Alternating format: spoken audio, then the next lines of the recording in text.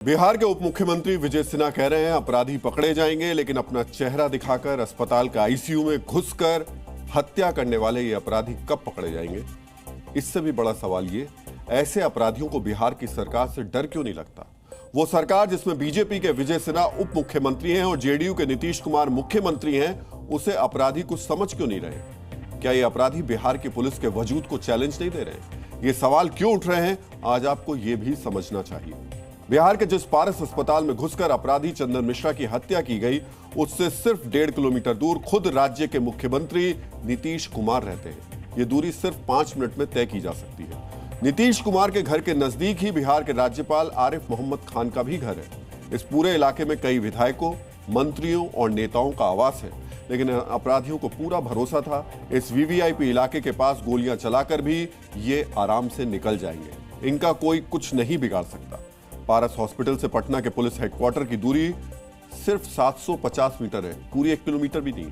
मतलब जहां बिहार पुलिस के सबसे बड़े अधिकारी बैठते हैं, जहां पटना की कानून व्यवस्था को बनाए रखने की रणनीति बनती है, उससे सिर्फ 750 मीटर दूर मौजूद एक अस्पताल के आईसीयू में घुसकर हत्या कर दी जाती है। यहां से पारस हॉस्पिटल पहुंचने में पुलिस को 5 मिनट का वक्त भी नहीं लगता, लेकिन अपराधियों को इसका कोई डर नहीं था। जिस जगह हत्या हुई वहां से पटना के शास्त्री नगर थाने की दूरी भी सिर्फ 1 किलोमीटर है, लेकिन इन अपराधियों की बॉडी लैंग्वेज बता रही है इनको पूरा यकीन था इस थाने की पुलिस उनका रास्ता नहीं रोक पाएगी। और बिहार की पुलिस ने इन अपराधियों के भरोसे को टूटने में बिल्कुल भी कोई भी कोर कसर नहीं छोड़ी। यही वजह ये अपराधी हत्या करके बहुत आराम से फरार हो गए। जिन शूटर्स ने मुख्यमंत्री निवास और पुलिस हेडक्वार्टर से इतने करीब मौजूद अस्पताल के आईसीयू में घुसकर हत्याकांड को अंजाम दिया, उनके अंदर वाकई पुलिस का खौफ नहीं है। आज आपको हत्याकांड को लीड कर रहे शूटर तौसीफ बादशाह की मानसिकता को भी समझना चाहिए। पुलिस सूत्रों से जी न्यूज को जो जानकारी मिली है, उसके मुताबिक ये शूटर शेरू गैंग के लिए काम करता है। शेरू और चंदन मिश्रा के बीच एक अपराध के बाद पैसों के बंटवारे को लेकर विवाद हुआ था। दोनों पहले एक ही जेल में बंद थे, जब दोनों के बीच मारपीट भी हुई। चंदन मिश्रा पैरोल पर इलाज करवाने बाहर निकला और पारस अस्पताल के आईसीयू वार्ड में भर्ती था, जहां बादशाह और उसके साथ 4 शूटर्स ने उसकी हत्या कर दी। और जब आप इस शूटर की फिल्मी रील भी देखिए, इनमें ये शूटर जो मैसेज दे रहा है उसको ध्यान से सुनिए। आप समझ जाएंगे किस तरह बिहार के अपराधियों में पुलिस का खौफ नहीं है और वो खुलकर इसका ऐलान भी करते हैं। इसे आप रील वाला रियल गैंगस्टर भी कह सकते हैं। तो चंदन मिश्रा की हत्या करने वाला शूटर तौसीफ बादशाह कह रहा है कि गोली मारने में बिल्कुल भी परहेज नहीं है, जो भी सजा होगी काट लेंगे, हमें क्या दिक्कत, 3 साल क्या 5 साल फरारी काट लेंगे। यानी इस शूटर को लगता है बिहार पुलिस तो उस वक्त तक पहुंच ही नहीं सकती।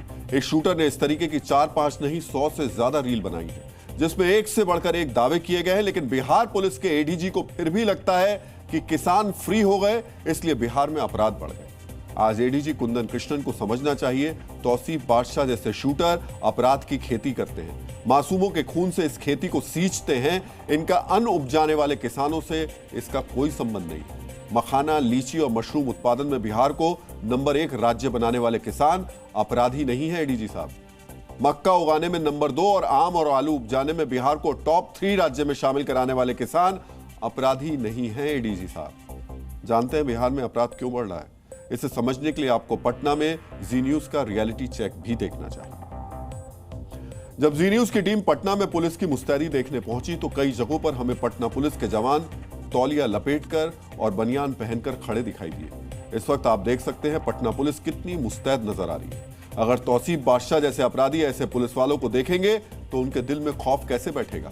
बादशाह को भी मालूम है जब इन पुलिस वालों को गोली चलाने की खबर मिलेगी या चलने की खबर मिलेगी, तो पहले ही अपने कपड़े पहनेंगे, फिर हथियार तलाशेंगे।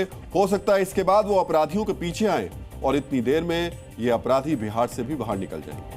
पटना की सड़कों पर जी न्यूज संवाददाता प्रशांत झा को और क्या क्या दिखाई दिया, आज आपको भी ये रिपोर्ट बहुत ध्यान से देखनी चाहिए। हम आपको दिखाते हैं कि पटना में सुरक्षा व्यवस्था कैसे रहती है। ये गवर्नर हाउस है, एक तरफ सीएम नीतीश कुमार का आवास है, दूसरी तरफ गवर्नर का आवास है और यहाँ पर सुरक्षा कर्मी आपको सड़क पे कोई नहीं मिलेगा। पटना के जितने भी चौक चौराहे हैं वहाँ चले जाइए, आपको या तो पुलिसकर्मी अपने सिविल वर्दी में, हो सकता है वो तौलिया पहने हुए मिल जाए।